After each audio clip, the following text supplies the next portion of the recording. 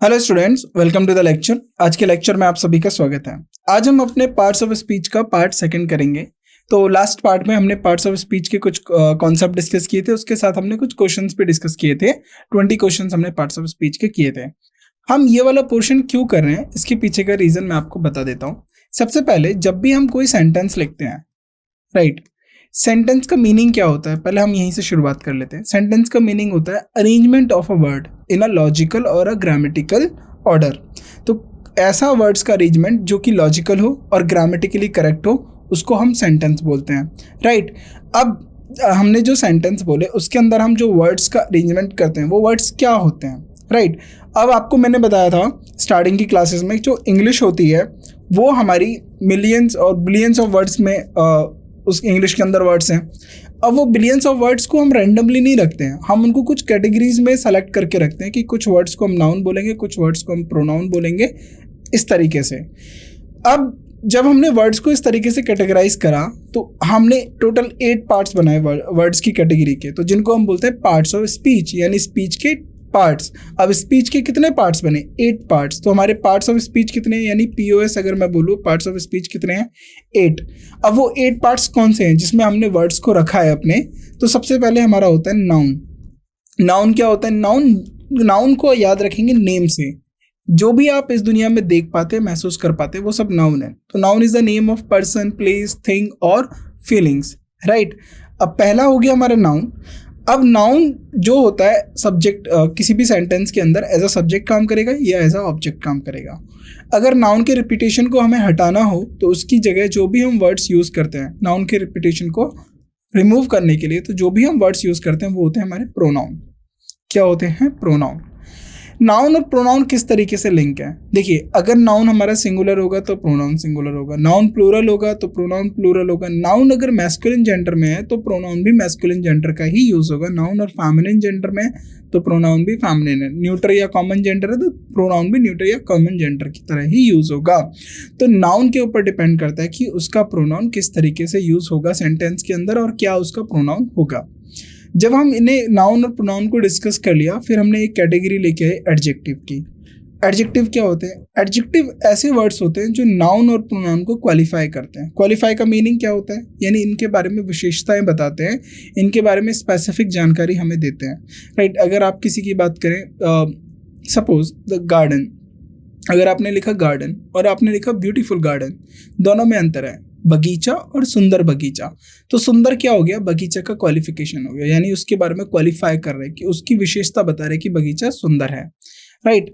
अब हमारा ये 3 पार्ट हो गया। देन इसके बाद आता है हमारा वर्ब। अब वर्ब क्या होता है? देखिए, जब भी हम सेंटेंस में सब्जेक्ट को इंट्रोड्यूस करते हैं तो सब्जेक्ट कुछ ना कुछ एक्शन कर रहा होता है, या जो भी एक्शन हमारा सेंटेंस करता है उन एक्शंस को डिनोट करने के लिए हम जो वर्ड्स लिखते हैं वो हमारे वर्ब होते हैं। तो यानी क्रियाएं, जिन्हें हम क्रिया बोलते हैं, वो हमारे वर्ब होते हैं। अब वर्ब को हम कैसे पहचानेंगे? तो सेंटेंस के अंदर 2 पार्ट होते हैं, एक होता है हमारा सब्जेक्ट और दूसरा होता है हमारा प्रेडिकेट। सब्जेक्ट और प्रेडिकेट से हमारा सेंटेंस बना होता है। सब्जेक्ट क्या होता है? जिसके बारे में सेंटेंस बताया जाता है, यानी जिसके बारे में क्या बात हो रही है वो हमारा सब्जेक्ट होता है, और क्या बात की जा रही है वो हमारा प्रेडिकेट होता है उस सब्जेक्ट के ऊपर। यानी सब्जेक्ट के बारे में क्या बात की जा रही है सेंटेंस में, ये प्रेडिकेट पार्ट हमें बताएगा, और प्रेडिकेट पार्ट के अंदर ही वर्ब होता है। तो किसी भी सेंटेंस के लिए सब्जेक्ट और वर्ब का होना अनिवार्य है, राइट। तो वर्ब क्या हो गया? हमारा एक्शन डिनोटिंग वर्ब। देखिए, एक्शन नहीं, एक्शन को जो डिनोट करते हैं, ऐसे वर्ड्स जो एक्शन को रिप्रेजेंट करते हैं, एक्शन को बता रहे होते हैं, उन्हें हम वर्ब बोलते हैं। अब इसके बाद आता है एक हमारा 5th पार्ट्स ऑफ स्पीच, जिसे हम बोलते हैं एडवर्ब। अब एडवर्ब क्या होते हैं? यानी एडिशनल। एड का मतलब, देखिए, एडवर्ब का मतलब होता है विशेषताएं बताने वाला। जैसे एडजेक्टिव नाउन प्रोनाउन की विशेषता बताता था, एडवर्ब बताता है, और एडवर्ब ऐसे ही एडजेक्टिव, वर्ब और खुद एडवर्ब की विशेषता बताएगा। यानी क्या? देखिए, मान लीजिए रन, ही रन्स, वह दौड़ता है, ही रन्स फास्ट, वो तेज दौड़ता है, ही रन्स टू फास्ट, वो बहुत तेज दौड़ता है। तो हमने क्या करा? अब फास्ट क्या लगा दिया? उसकी विशेषता, यानी अगर वो दौड़ रहा है तो किस तरीके से दौड़ रहा है, यानी उसमें हमने उसकी डिग्री बताई कि वो बहुत तेज दौड़ रहा है। तो इस तरीके से हमारे एडवर्ब काम करते हैं। तो वो वर्ब हो गया, एडजेक्टिव हो गया या एडवर्ब हो गया, खुद के बारे में और क्वालिफाई करते हैं, राइट। नाउ सिक्स्थ वर्ड आता है हमारा प्रीपोजिशन। प्रीपोजिशन, अब प्रीपोजिशन क्या होता है? प्रीपोजिशन हमारे विशेषता बताते हैं। प्रीपोजिशन हमारा रिलेशन क्रिएट करता है, नॉट विशेषता, ये रिलेशन बताता है। देखिए प्रीपोजिशन क्या करेगा, अगर मैंने यहाँ पर कोई वर्ड लिखा है जो एज अ प्रीपोजिशन काम कर रहा है, तो उसके साथ वाला वर्ड और उससे जो पहले वाला वर्ड होता है, इन दोनों के बीच का रिलेशन क्रिएट करता है हमारा वर्ड प्रीपोजिशन। तो इनको हम एज अ कनेक्टर भी पढ़ लेते हैं क्योंकि ये रिलेशन क्रिएट करते हैं। Then seventh is conjunction. Conjunction क्या होता है? कंजंक्शन को हम कनेक्टर्स बोलते हैं। दे आर प्योरली कनेक्टर्स, ये प्योरली कनेक्ट करते हैं दो चीज़ों को, या दो वर्ड्स को, या दो क्लॉजेस को। अब क्लॉजेस क्या होती है आप ये जान लीजिए पहले। क्लॉजेस होती हैं जिनका खुद का एक सब्जेक्ट होता है और खुद का एक वर्ब होता है, यानी ऐसी क्लॉज जिसका एक सब्जेक्ट है और जिसका एक वर्ब है, लेकिन इनका मीनिंग दूसरी क्लॉज के साथ भी डिपेंड होता है। यानी ये दो क्लॉजेस आपस में मिल जाएं तब एक पूरे कंप्लीट मीनिंग को कन्वे करेंगे, और इंडिपेंडेंट मीनिंग भी देते हैं जिसे हम बोलते हैं इंडिपेंडेंट क्लॉजेस। तो ये हमने कंजंक्शन के अंदर ब्रॉडली पढ़ा है। उसके बाद आ जाता है हमारा एट्थ, इंटरजेक्शन। इंटरजेक्शन क्या होता है? हमारी फीलिंग्स और इमोशंस को लिए जो भी हम वर्ड्स यूज करते हैं उनको हम बोलते हैं इंटरजेक्शन। तो इंटरजेक्शन को आप इतना याद रखेंगे, जो फीलिंग्स और इमोशन को क्रिएट करते हैं वो होते हैं हमारे इंटरजेक्शन। तो टोटल हमारे कितने पार्ट्स ऑफ स्पीच हो गए? 8 पार्ट्स ऑफ स्पीच हो गए, ये आपको याद रखना है। और इन्हीं 8 पार्ट्स ऑफ स्पीच को हमें सेंटेंस के अंदर ढूंढना होता है। इन्हीं 8 पार्ट्स ऑफ स्पीच में हमें एरर फाइंड करनी होती है, राइट।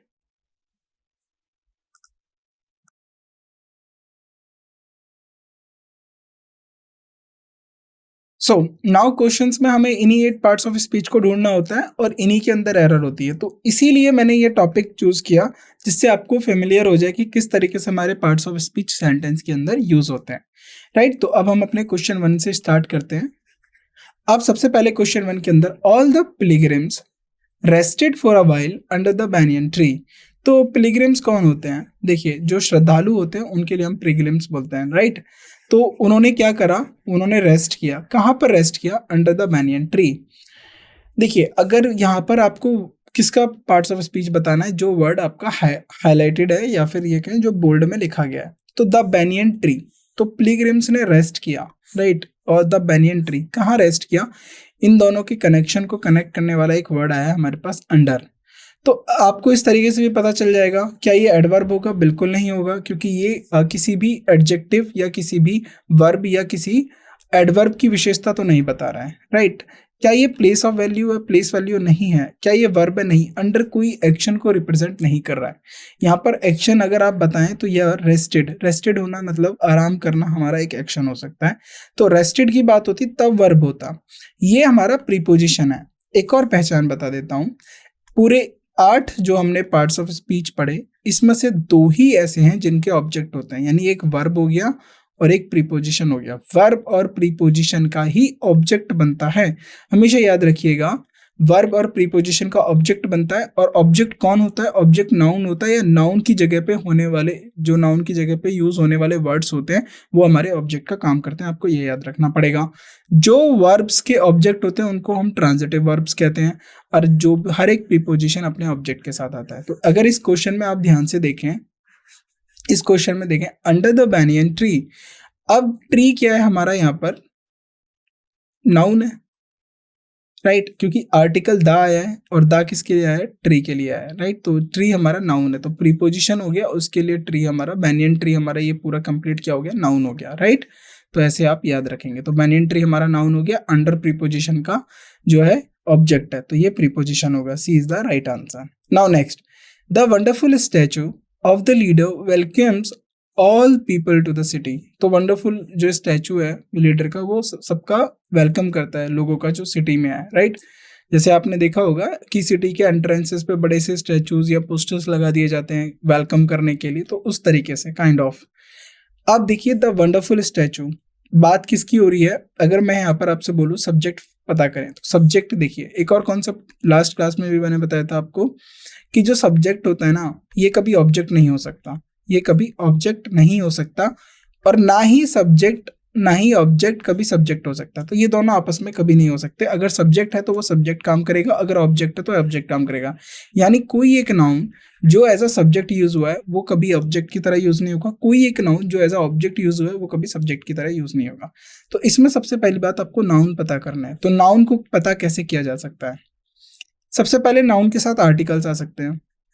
अब आर्टिकल कौन से होते हैं हमारे? आर्टिकल्स क्या होते हैं हमारे? A and the. ए, ये हो गया ए, एन और द। ए होता है हमारा इंडेफिनेट आर्टिकल, ये दोनों हमारे इंडेफिनेट आर्टिकल्स होते हैं, और द होता है हमारा डेफिनेट आर्टिकल्स। इसमें ए किसके लिए यूज होता है? जो हमारे कॉन्सोनेंट साउंड होते हैं, और एन किसके लिए यूज होता है? जो हमारे वोवल साउंड करते हैं, राइट। तो जहां पर आपको दिखे ये हमारे क्या हो जाते हैं? आपके आर्टिकल्स, राइट। और इनका सिंगुलर प्लूरल हो सकता है नाउन का, क्योंकि जो नाउन सिंगुलर हो सकते हैं वो प्लूरल हो सकते हैं, सिंगुलर प्लूरल हो सकता है। और इनके साथ एडजेक्टिव आ सकता है, यानी जो इनकी विशेषता बता रहे हो, या ये एज अ सब्जेक्ट या ऑब्जेक्ट काम कर रहे हैं। ऑब्जेक्ट यानी ये किसी प्रीपोजिशन के साथ आ सकते हैं, और या किसी वर्ब के सब्जेक्ट ऑब्जेक्ट कर सकते हैं। तो ये आपके ये तरीके हो गए कुछ नाउन को पता करने के। आपको मोटे तौर पे इनको याद रखना है, ये जो मैंने आपको 4 तरीके बताए, राइट। अब हम इसमें क्वेश्चंस में से देखते हैं हमें क्या है। द हमारा है आर्टिकल है, किसके लिए है? वंडरफुल कोई नाउन नहीं होता, स्टैचू नाउन होता है, बिकॉज यू कैन टच और सी द स्टैचू।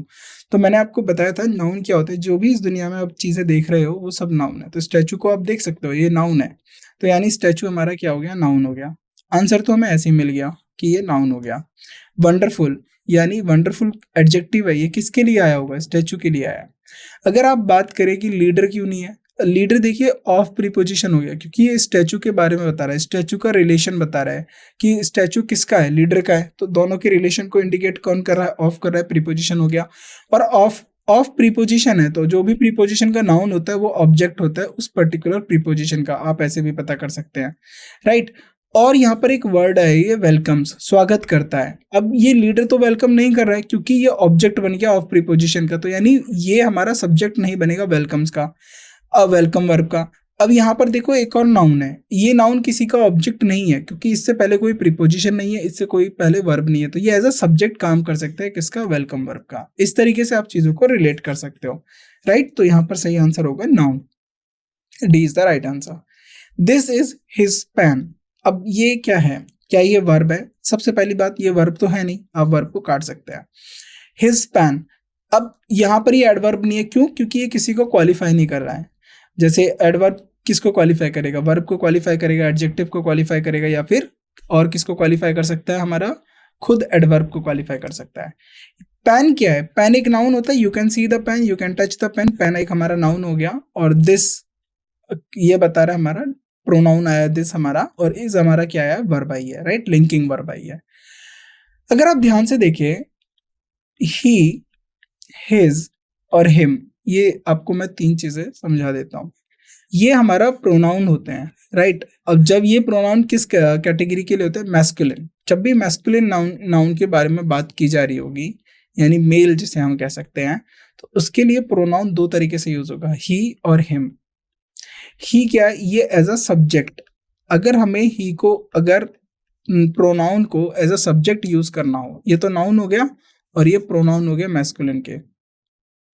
अगर एज अ सब्जेक्ट यूज करना हो तो हम ही यूज करेंगे, और हिम क्या यूज करेंगे? एज अ ऑब्जेक्ट, यानी किसी का ऑब्जेक्टिव केस अगर बनेगा तो हम हिम यूज करेंगे। ये 2 चीजें आपको याद हुई। अब उसके बाद एक वर्ड आता है हिज। हिज एक्चुअली क्या शो करता है? हिज हमारा पोजेशन को शो करता है। किसको शो करता है? पोजेशन को शो करता है। अब ये जो पोजेशन बताता है, अब आप पोजेशन किस चीज पर बताएंगे? किसी वस्तु के ऊपर, किसी व्यक्ति के ऊपर, 2 ही चीजों पे बताएंगे पोजेशन, राइट। जब अगर आप पोजेशन बताएंगे तो पोजेशन क्या किसी व्यक्ति के ऊपर पोजेशन बता सकते हैं? His father, his brother, his mother, right. या फिर किसी वस्तु के ऊपर, जैसे his pen, his book, his laptop, his copy, like this, etcetera etcetera. तो जब भी पोजेशन बताने के लिए कोई व्यक्ति या वस्तु होगा तो वो व्यक्ति वस्तु क्या होता है? नाउन होता है। अब आप एक कॉन्सेप्ट को ध्यान से सुनिए, जो मैंने आपको बताया था कि प्रोनाउन क्या होते हैं। प्रोनाउन हमेशा नाउन की जगह पे यूज होने के लिए आते हैं, लेकिन किसी वर्ड के बाद दोबारा नाउन लिखा जा रहा है तो वो प्रोनाउन तो हो नहीं सकता। आप सिंपल इस तरीके से कर लीजिए, क्योंकि यहाँ पर एक नाउन आ गया पेन, तो पॉजेसिव प्रोनाउन ये तो बिल्कुल गलत है, ऐसा नहीं हो सकता।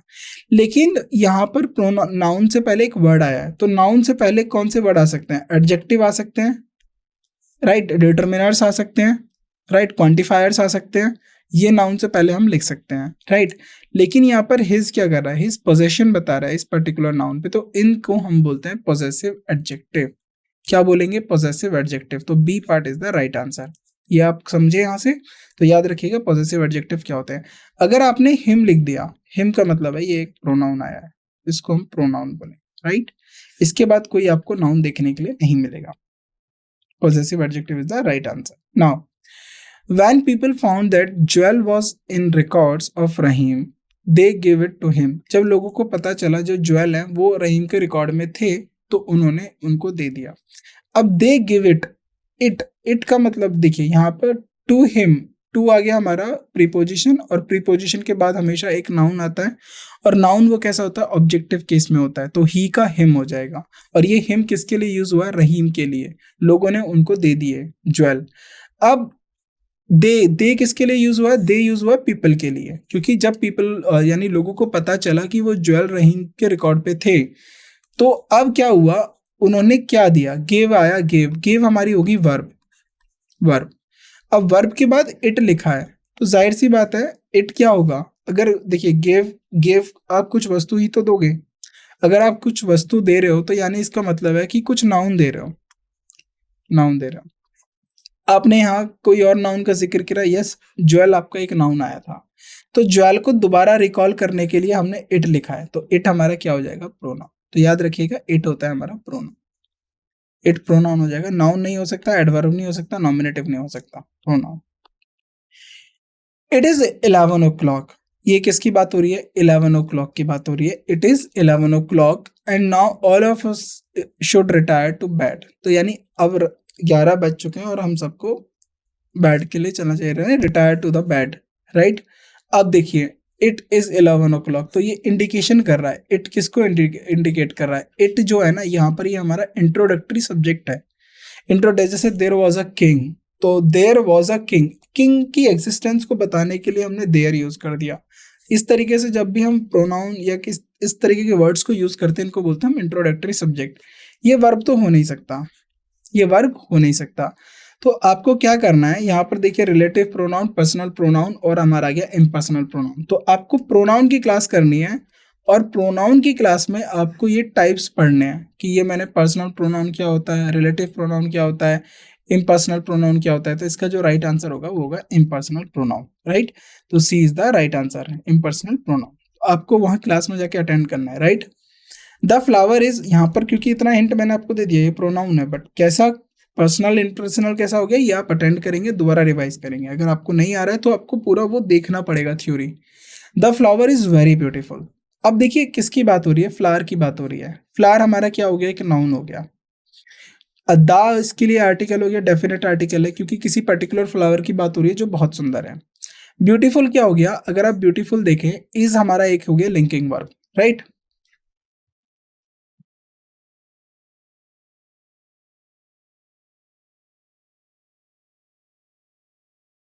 तो इज हमारा लिंकिंग वर्ब है। अब इज हमारा लिंकिंग वर्ब है, तो देखिए लिंकिंग वर्ब क्या काम करता है?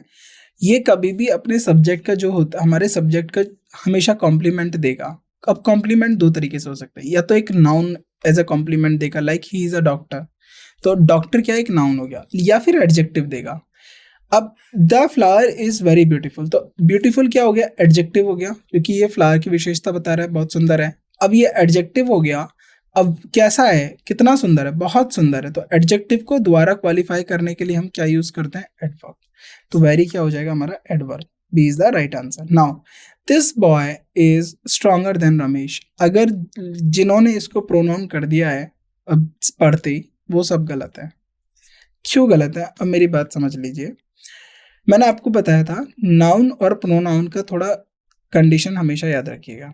अगर नाउन नहीं है तो प्रोनाउन यूज किया जाएगा, अगर नाउन है तो जो भी वर्ड यूज किया गया है वो प्रोनाउन तो हो ही नहीं सकता, क्योंकि प्रोनाउन का मतलब ही यही होता है कि नाउन की जगह पर जो वर्ड यूज हम करते हैं उसके रिपीटेशन को खत्म करने के लिए, और या फिर नाउन की जगह जो हम इंट्रोड्यूस किए जा रहे हैं वर्ड को, उनको हम प्रोनाउन बोलते हैं। अगर नाउन आ चुका है तो फिर प्रोनाउन नहीं होना चाहिए वो वर्ड, बिल्कुल नहीं होगा। अगर नाउन है तो वो पर्टिकुलर वर्ड प्रोनाउन नहीं होगा, राइट। तो अगर ऐसा कंडीशन है तो यानी आपको सोचने के लिए दोबारा ज़रूरत पड़ेगी, क्योंकि ये जो कंडीशन है ये ट्रू नहीं होगी, राइट। क्योंकि यहाँ पर अगर आपने प्रोनाउन बोल दिया तो गलत हो जाएगा, क्योंकि बॉय ऑलरेडी एक नाउन है, तो बॉय क्या हो गया, नाउन हो गया। This boy is stronger than Ramesh, तो उस बॉय की बात कर रहे हैं जो रमेश से स्ट्रॉन्गर है। अगर यहाँ पर आर्टिकल है दिस, बिल्कुल नहीं, आर्टिकल ए और एन दा होते हैं। क्या ये एडवर्ब है? नहीं, ये एडजेक्टिव है। ये एडजेक्टिव कैसे है? क्योंकि यहाँ पर्टिकुलरली जिस लड़के के बारे में बात कर रहे हैं उसको हाईलाइट करने के लिए हमने दिस यूज करा है, तो ये हमारा एडजेक्टिव होगा। I hurt myself, I cut myself, तो जब भी आप इस तरीके से बात करेंगे, आप खुद को हर्ट करेंगे, खुद को, लाइक माई सेल्फ जब भी आ जाएगा तो वो नाउन तो होगा नहीं, क्योंकि यहाँ पर नाउन तो कोई है ही नहीं। हर्ट आ गई वर्ब आपकी, आई क्या हो गया आपका, प्रोनाउन हो गया, और माई सेल्फ क्या हो जाएगा, ये होता है हमारा डेमोन्स्ट्रेटिव प्रोनाउन। तो ये हो जाएगा हमारा demonstrative pronoun, right. Now question number 8, I hurt myself. I hurt myself में क्या होगा, देखिए, अब आई तो यहाँ पर प्रोनाउन हो गया, हर्ट हमारी वर्ब हो गई, और माई सेल्फ क्या हो जाएगा, माई सेल्फ भी प्रोनाउन होता है, तो ये हमारा क्या हो जाएगा, pronoun. Answer B is right. The ants fought the verbs, देखिए आंट्स किससे लड़े थे, वास्प से लड़े थे, तो आंट फॉट, फॉट क्या हो जाएगा, अब देखिए ये क्या हो गई हमारी वर्ब, लड़ना क्या हो जाता है, वर्ब हो गया। अब मैंने आपको बताया था डेमोन्स्ट्रेटिव वर्ब कुछ नहीं होता है, एडजेक्टिव नहीं होगा, ये वर्ब होगी, ट्रांजिटिव इंट्रांजिटिव। अब जरा ध्यान से सुनिए, वर्ब दो टाइप की होती है, एक होती है ट्रांजिटिव वर्ब और एक होती है इंट्रांजिटिव वर्ब। ट्रांजिटिव वर्ब वो जिनके ऑब्जेक्ट होते हैं, यानी जिनके बाद आपको नाउन देखने के लिए मिलेगा या नाउन की जगह पे यूज होने वाले वर्ड देखने के लिए मिलेंगे। इंट्रांजिटिव वर्ब का कोई ऑब्जेक्ट नहीं होता, no object, no object, right. इनकी जगह पे क्या होगा, एडजेक्टिव देखने के लिए मिलेगा, या फिर अगर जो नाउन देखने के लिए मिल रहे हैं वो सब्जेक्ट कॉम्प्लीमेंट, सब्जेक्ट कॉम्प्लीमेंट देखने के लिए मिलेगा। तो यहाँ पर आंट किससे लड़े, द वास्प्स, तो दा क्या हो गया हमारा, आर्टिकल हो गया, ये किसके लिए आया, पर्टिकुलरली एक नाउन के लिए आया, वास्प्स के लिए आया, राइट। तो यहाँ पर फॉट का आपको एक नाउन दिखा जो कि ऑब्जेक्ट है, तो ये वर्ब हमारी कौन सी होगी, transitive verb, right. Can hardly believe it, वो मुश्किल से उस पर भरोसा कर पा रहा है, तो आई कैन बिलीव कैसा हो गया, वर्ब हो गया। इट यानी किसी व्यक्ति पे या किसी वस्तु के ऊपर, वस्तु की बात हो रही है, या किसी घटना के ऊपर, किसी विचार के ऊपर वो भरोसा मुश्किल से कर पा रहा है, या फिर ना के बराबर कर पा रहा है। तो भरोसा कैसा कर पा रहा है ये इस बारे में बता रहा है वर्ड हार्डली, तो ये हमारा क्या हो जाएगा, एडवर्ब होगा, वर्ब नहीं होगा, प्रीपोजिशन नहीं होगा, एडजेक्टिव नहीं होगा, एडवर्ब होगा, right. Now question number 11, the preacher said, preacher कौन होते हैं, जो प्रवचन देते हैं उनको प्रीचर बोलते हैं। No one is above the all powerful, तो प्रीचर ने बोला कि कोई भी किससे बड़ा नहीं है, ऑल पावरफुल यानी ऑल माइटी, भगवान से कोई बड़ा नहीं है, प्रीचर ने ऐसा बोला।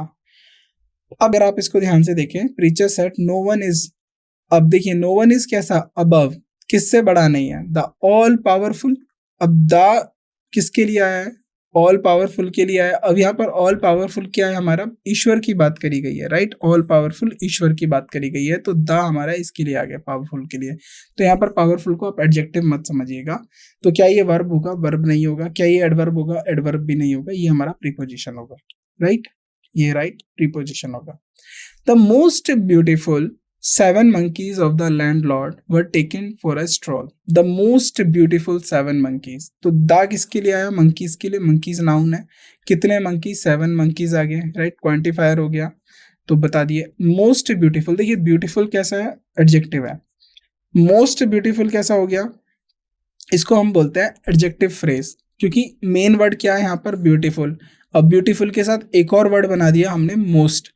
तो लेकिन जिस एग्जाम में ये पूछा गया था वहाँ की जो ऑफिशियली आंसर की थी उसने एडजेक्टिव दिया, लेकिन अगर 2 वर्ड्स को हमने हाईलाइट किया तो एक वर्ड से ज़्यादा अगर 2 वर्ड होते हैं उनको हम बोलते हैं फ्रेज, फ्रेज, राइट। एक वर्ड से ज़्यादा जितना भी होगा, 2 वर्ड होंगे या 2 से ज़्यादा होते हैं, उनको हम बोलते हैं फ्रेज। अब ये फ्रेज किसका होता है, नाउन का होता है, राइट, एडजेक्टिव का होता है, ये एडवर्ब का होता है, ये डिपेंड करता है कि मेन वैल्यू यानी जो हमारा मेन वर्ड है वो क्या है।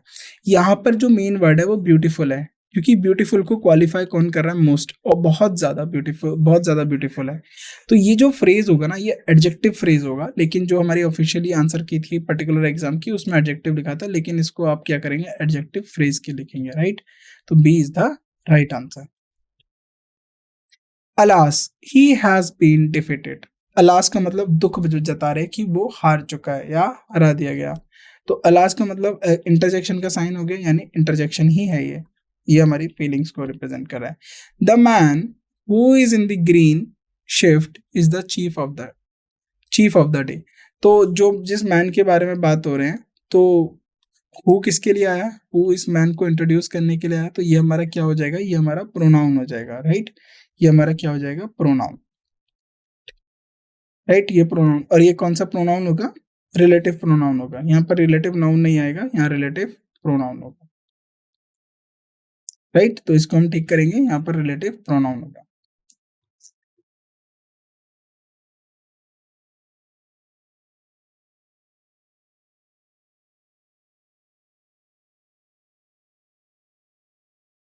So now question number 14। Question number 14 में क्या है? The man who is in the green shift is the chief of the state. जिस मैन के बारे में बात आ रही है, यहाँ हु उसके लिए वर्ड आया पर्टिकुलरली। तो हु आपको पता है ये नाउन तो हो नहीं सकता, नाउन तो द मैन हो गया। अब हु हमने एज अ इंट्रोडक्टरी सब्जेक्ट लिया है, किसको इंडिकेट करने के लिए? उस मैन को इंडिकेट